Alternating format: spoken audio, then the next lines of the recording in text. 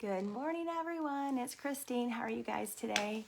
So I have to open this morning. I already have an employee sick, so this is going to be a fun day, but it's going to be great. It's Thursday, and it's going to be a great day.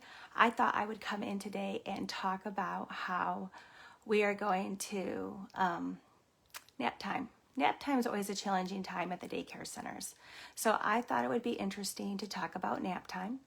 I thought it would be a good time to talk about the things that we do at my in-home daycare and at my centers over the years that I have used with my kids to help them go down for nap easier.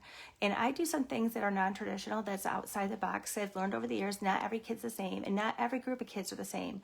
I've had years when sleepers are so tired, they just go straight to their cot and they fall asleep right away. Then I've had years where they don't want to sleep or they don't think they need to sleep. And so they'll keep moving on their cot and they'll do all this crazy stuff to stay awake. I've had them do some weird stuff to stay awake over the years. So I thought, you know what? One year I'm like, I'm going to beat you guys at your own game. So here's some of the things that we normally, most people could probably do some of this stuff. Like we turn down the air conditioning a little bit to get a little bit cooler in the environment like you would do at home. That way they use their blankets and stuff and they get nice and snug and they start calming down. Another thing that we do is we give them choices.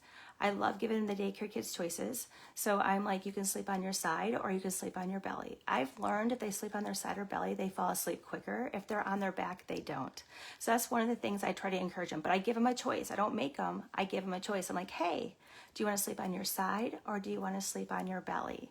And every once in a while I get a back sleeper, but majority of the time I've learned if you can get them to one position and get them to calm their body down because it's self-regulation, then they're going to do better. We don't pat all of our kids down to sleep.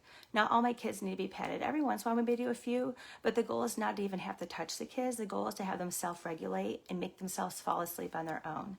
So here's some things that I've done over the years that I helped my kids fall asleep quicker. One of the cool things is reading. My kids like it when I go in the classroom and I read books to them. So if we have a group that's really rambunctious, they're not ready to go down, what I will do is I'll be like, hey, get your cot quick so I can start reading a book. And the kids will actually, they want me to read the book. So we have classical music on in the background because that's what we do. My kids are classical music babies. When they were little, they would fall asleep quickly. You'd be shocked. We go on a road trip. If I turn classical music on, my kids would fall asleep. So my daycare kids were all taught to listen to classical music when they sleep in my environment because it helps them soothe them and calm their body down. So we'd have classical music on the background. I would pick out a book. Sometimes, like right now, it's Halloween, so I find the Halloween books and stuff. But one of the things I've learned to get them to pay attention is I ask questions, but they can't answer verbally. What you do is you have them answer the question by raising their hand. And what happens is they're starting to pay attention more and more, and you have that classical music lightly on in the background, and they start falling asleep. Besides that, what I do is I love books on CDs. Last year I flew to Nashville, Tennessee, and I got picked to be a pilot for Scholastic Books. So I work with them sometimes, and I love ordering their books on CDs because my kids, they sometimes get sick of listening to me or my other teachers. So we put books on CD, and they'll listen to that during nap time. And we usually do one or two. Usually we get to like two, and like majority of the kids have fallen asleep. So I love listening to books on tape. But the number one thing I do, and this is like the most ridiculous thing, the Dollar Tree is my friend. This is what I actually do for the kids. And I don't buy enough for all the kids. We have like in the center, if I'm in the pre-K classroom, we'll have like 20 kids in that classroom. I only buy 6 or 7. Not all kids get one of these, but they get one, and once one falls asleep, we transfer them. We buy tea lights. Tea lights are my friends. Now, I went in yesterday and to get more when we run out and stuff, but I'll buy the Halloween tea lights. I'll buy the Christmas tea lights. I wish I'd found it yesterday. I had one tea light that was like this big, but they come in a packet too, and there's 50 cents each if you get a packet too. But these tea lights get my kids to sleep. It's like the most ridiculous thing.